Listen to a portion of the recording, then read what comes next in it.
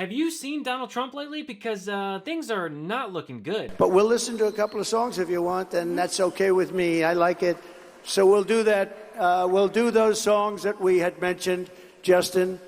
And if Justin doesn't get it right, he gets fired. Anyway, go ahead, please. Yep. Well, sir, do you want to play your song and then greet a few people, or do you want to? Well, you had said you wanted to close with a specific song.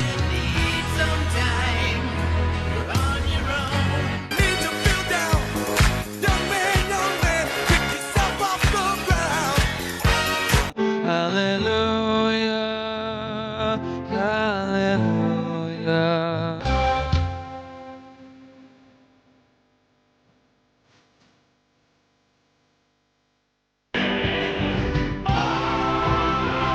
Living in the new world.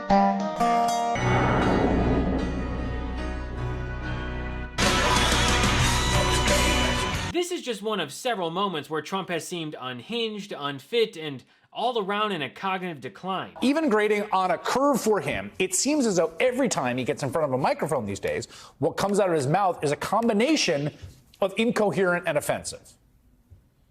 I was so amazed that Harvey Weinstein got schlonged. He got hit as hard as you can get hit because he was sort of the king of the woke, right? Lincoln was probably a great president, although I've always said, why wasn't that settled? You know, I'm a guy that it doesn't make sense. We had a civil war. Do you find it weird they're not interested about why Kamala Harris was not at the Capitol on January 6th, but was at the DNC when a pipe bomb was outside? Yeah, it's interesting. Why does they say, oh, yes, we're building cars? They don't build cars. They take them out of a box and they assemble them. We could have our child do it. It's a rigged deal. The whole thing is rigged. Why are they still being held? Nobody's ever been treated like this. Nobody's ever. Maybe the Japanese during Second World War, frankly. But, you know, they were held, too. I think we have more of an enemy from within than we do from outside. These are bad people. These are sick people and bad people. Is cocaine a stronger Oh, yeah. up? Yeah. Cocaine. So you're way up with cocaine more than anything else you can think of. What's your favorite farm animal? I'll tell you what I love. I love cows. But if we go with Kamala, you won't have any cows. I like conversation. I don't seem to get myself in much trouble. Trump's bizarre and exhausted behavior explains why his team is scared, and they've been pulling him from events and interviews. I mean, they even pulled him from speaking at the NRA due to a scheduling conflict. Right. When Trump rarely does step out from more traditional interview, he is forced to answer real questions on issues like his fitness for office, and he just can't do it. You own and run businesses. Yeah. Would you appoint a CEO who was 78? You didn't give you a medical. Some of this, yeah, I would. Depends on this. I've met people like Biden, who's in bad shape. I wouldn't. I know many people in their 80s. I know guys in their 80s that won't leave the company, like family companies where they don't want the kids to take over because they're much more competent than their kids. You know, I took 2 cognitive tests and I aced them both. I think that, frankly, people, regardless, should take, if they're 50 or 40 or, I think people should take cognitive tests, not because of the age, but because of something else. It's gotten so bad that Trump's handlers are even pulling him from MAGA Bro podcast while they're filming. I see my people are going crazy over there. Oh, that's it? At a certain point, you know, at a certain point, you don't mind if they go crazy, but then you say, okay, it's time to go. Time to go, right? Okay. The guy has fallen asleep at his tiny campaign events, which is not surprising since he's 78 years old. I don't sleep that much. Donald Trump has recently, we've seen he has canceled some interviews. A Trump advisor told the Shade Room producers that Trump was, quote, exhausted and refusing some interviews. Can I ask you what really... Hey, Dan, I got to get going. Oh, I'm sorry. They're going crazy. All right. Reports that he's falling asleep. I see my people are going crazy over there. Oh, that's it? Time to go, right? Okay. And when Trump is in Detroit, he's insulting the people of Detroit because, as we all know, that's how you earn someone's vote. I don't think anything that we're talking about today is high on our list. The whole country is going to be like, you want to know the truth? It'll be like Detroit. Our whole country will end up being like Detroit if she's your president. You're going to have a mess on your hands. But I don't think it's that big of a deal since his campaign events are getting smaller and smaller, like in Detroit. Lena, you know, you're noticing something interesting inside that venue where you are. What is it? That's right. So we are here in downtown Detroit. We're in this pretty large venue. You can't really tell, Aaron, from where you are. I mean, right behind me, you can see the crowd. But behind the camera, where I'm speaking toward, it's actually pretty empty. They have not been able to fill this. And I'll also tell you that it took us more than 2 hours. They were 2 hours delayed in getting us into the venue today. And so there are questions about, I'm told it was not a security issue, according to two Secret Service officials. Simply put, Donald Trump is not mentally or physically fit to be president. A Trump advisor told producers that Trump was exhausted and refusing interviews. He would be the oldest president ever inaugurated if he wins in November. He will not agree to a second presidential debate. The former president was swaying and asked to play songs for about 40 minutes. Donald Trump's public appearances have deteriorated. The stomach is speaking. Many Azerasians, just like putting a million Rambos. Good old Sylvester Stallone is my friend. There is no way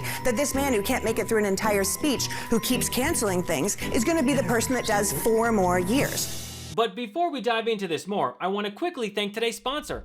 Today's episode is brought to you by Ollie. Clean, fresh nutrition your dog needs in 5 flavors they'll absolutely flip over. Feeding your dog real whole foods with minimal processing is one of the best choices you can make for their health. A perfectly portioned whole fresh food diet has been proven to extend your pup's life by 2.5 years. Who doesn't want more time with their best friend? Ollie's recipes have no harmful fillers, no preservatives, and are made in US kitchens with ingredients carefully sourced from trusted growers and producers around the world. And because the time between Ollie's gentle cooking and your dog chowing down is minimal, they don't need preservatives to extend shelf life. With 5 protein-first recipes, like fresh beef with sweet potatoes, fresh turkey with blueberries, or fresh lamb with cranberries, you might start thinking, wow, my dog eats better than I do. And that's possibly true when it comes to Ollie. Here's how it works. Take a 30-second quiz about your dog on Ollie's website, and they'll create a customized meal plan based on your dog's weight, activity level, and other health info. Ollie then sends your dog a starter box with 2 weeks worth of food and a guide on how to gradually switch them over to their new diet. Ollie offers 3 meal plans to choose from, so you can choose between a full fresh plan, fresh topper plan, or a mixed plan with their freshly baked recipes for your little buddy. They also have treats and supplements. My dogs can sometimes be picky eaters, but with Ollie, they're all in. And they are big fans of fresh turkey with blueberries. Right now, Ollie is offering a fantastic deal to let your pup taste test a personalized meal plan. So head to Ollie.com, tell them all about your dog, use code GABE, and you'll get 60% off your first box of meals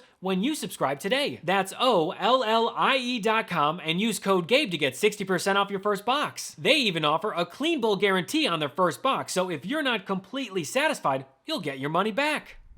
I'm going to be the first to say this. It is pretty funny stuff if he didn't want to be president of the United States.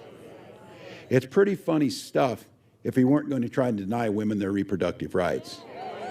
It's pretty funny stuff if he wasn't going to try and rip health care away from all of us with the ACA, or if he wasn't threatening us in different ways. So look, here in Pennsylvania, I know you know this, this idea about, well, it was better under Donald Trump. For God's sakes, our neighbors were dying by tens of thousands because this guy's telling us to inject bleach and's not dealing with COVID. As a governor, I was part of this. We were in Hunger Games with other governors just to get basic things in healthcare to take care of our people. Here in Pennsylvania, he lost 275,000 jobs during the Trump years. That's just factual. These are just dates. And tried to repeal the Affordable Care Act, promises to terminate it if he gets elected. Stripping protections, pre-existing conditions, devastating rural hospitals. You know the whole source, the whole thing that he did.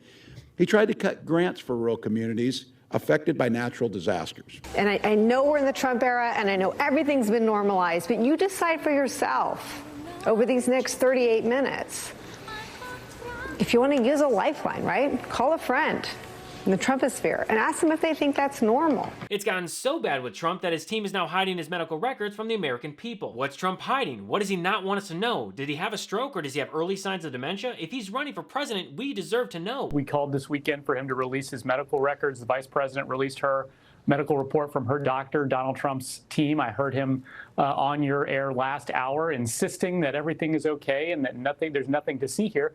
And your anchor rightly asked, well, if that's true, why not just put them out? Can I make one point about men? Because I think you raised something.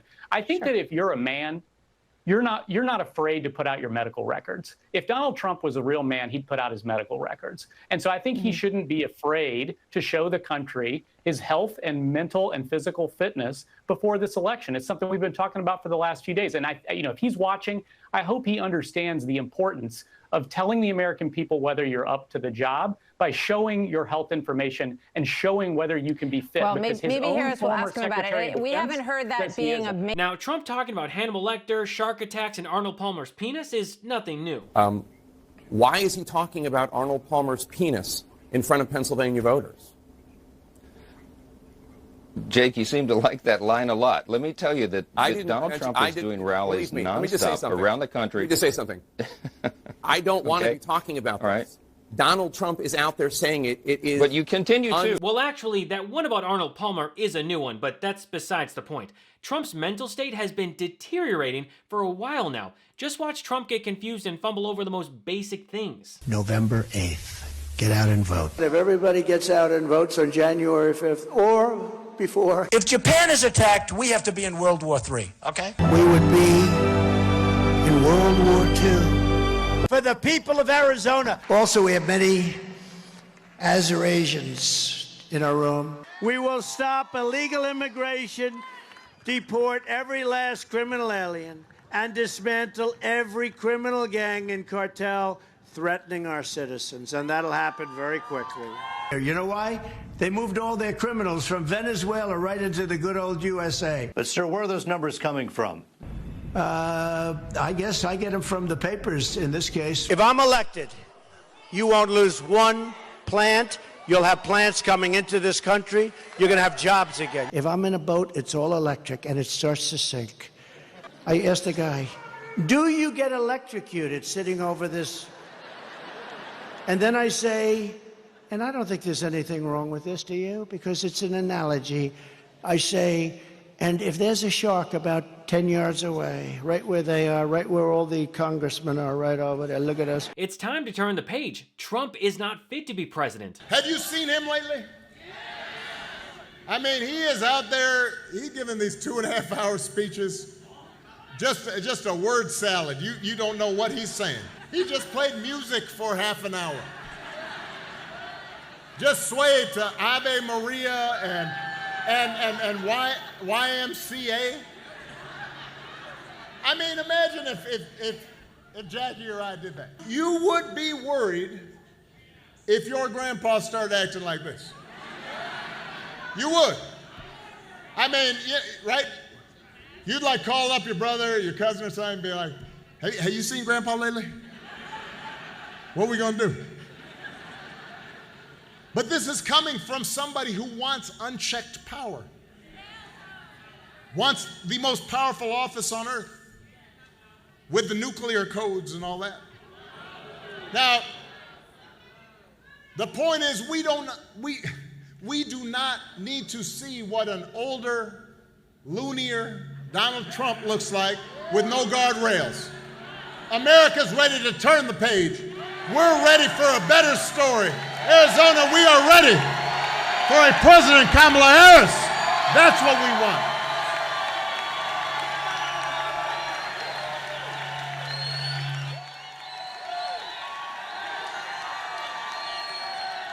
And the good news is that Kamala Harris is ready for the job. I mean, this is a leader who has spent her entire life fighting on behalf of people who need a champion. Somebody raised in the middle class, worked at McDonald's while she was in college just to pay her expenses. Somebody who believes in the values that built this country. And she is as prepared for the job as any nominee for president has ever been. That's who Kamala is. We need Kamala Harris, someone who will not fall asleep on the job. But none of that is what we hear from Donald Trump. Instead, it is just the same old tired playbook. He has no plan for how he would address the needs of the American people. And he is, as we have seen, only focused on himself. And now he is ducking debates and canceling interviews. Come on. Well, that's a wrap for today. Thanks so much for watching, and don't forget to follow me at I Am Gabe Sanchez. If you enjoyed the show, make sure to check out the audio version of What Was That, perfect for when you're on the go or just relaxing. Catch every episode wherever you listen to podcasts. So until next episode, I'm Gabe Sanchez, and this has been What Was That?